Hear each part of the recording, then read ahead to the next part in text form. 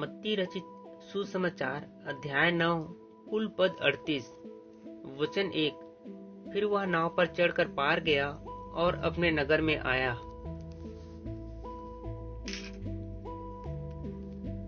और देखे कई लोग एक झोले के मारे हुए को खाट पर रखकर उसके पास लाए।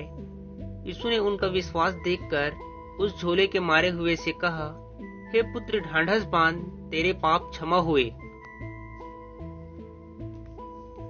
और देखो कई शास्त्रियों ने सोचा कि यह तो परमेश्वर की निंदा करता है।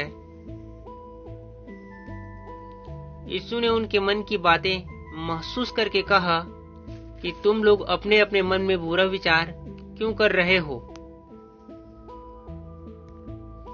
सहज क्या है, यह कहना कि तेरे पाप क्षमा हुए या यह कहना कि उठ और चल फिर।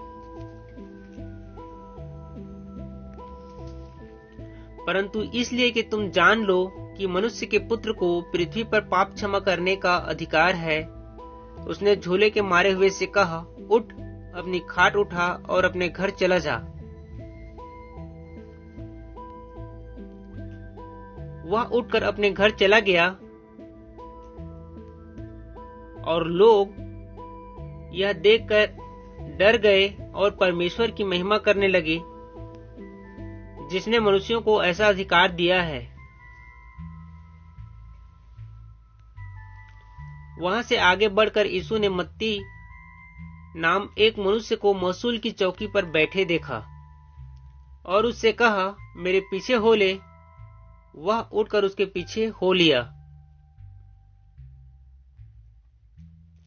और जब वह घर में भोजन करने के लिए बैठा तो बहुतेरे महसूल लेने वाले और पापी आकर यीशु के और उसके चेलों के साथ खाने बैठे। यह देखकर फारसियों ने उसके चेलों से कहा, तुम्हारा गुरु महसूल लेने वालों और पापियों के साथ क्यों खाता है। उसने यह सुनकर उनसे कहा, वैद्य भले चंगों को नहीं परंतु बीमारों को अवश्य है।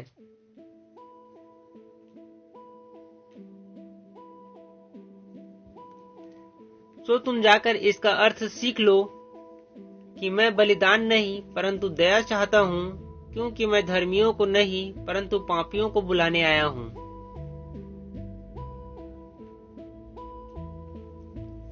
तब यूहन्ना के चेलों ने उसके पास आकर कहा, क्या कारण है कि हम और फारसी इतना उपवास करते हैं पर तेरे चेले उपवास नहीं करते। यीशु ने उनसे कहा, क्या बाराती जब तक दूल्हा उनके साथ है शोक कर सकते हैं, पर वे दिन आएंगे कि दूल्हा उनसे अलग किया जाएगा, उस समय वे उपवास करेंगे।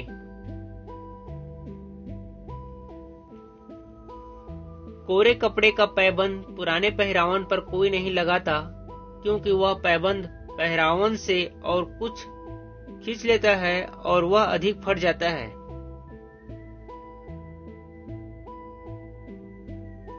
और नया दाखरस पुरानी मशकों में नहीं भरते,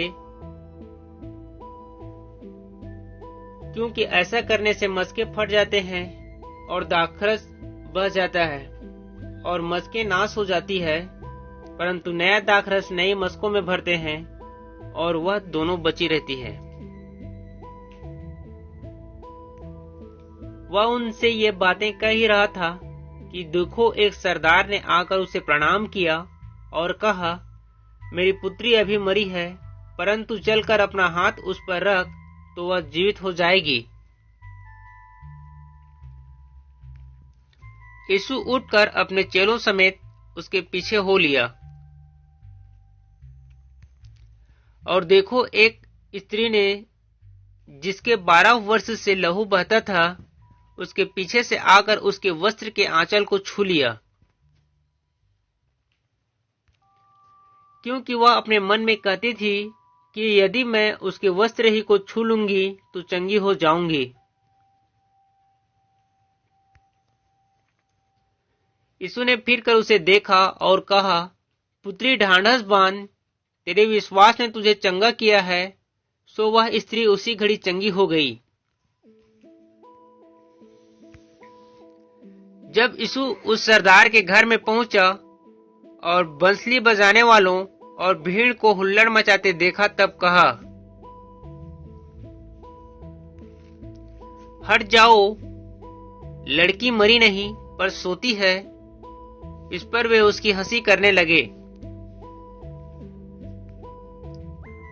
परंतु जब भीड़ निकाल दी गई तो उसने भीतर जाकर लड़की का हाथ पकड़ा और वह जी उठी।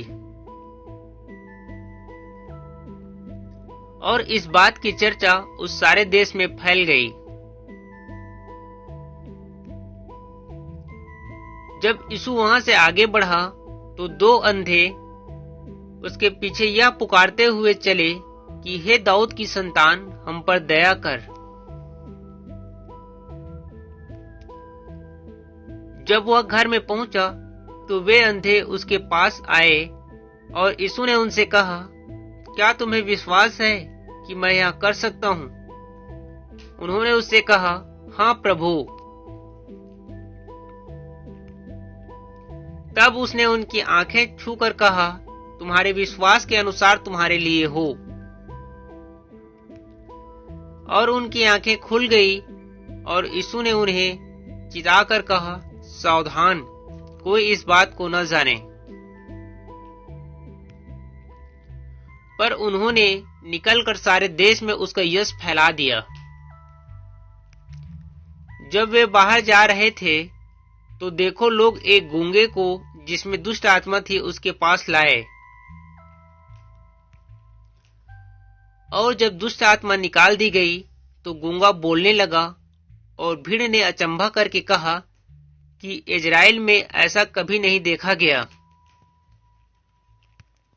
परंतु फारसियों ने कहा, यह तो दुष्ट आत्माओं के सरदार की सहायता से दुष्ट आत्माओं को निकालता है।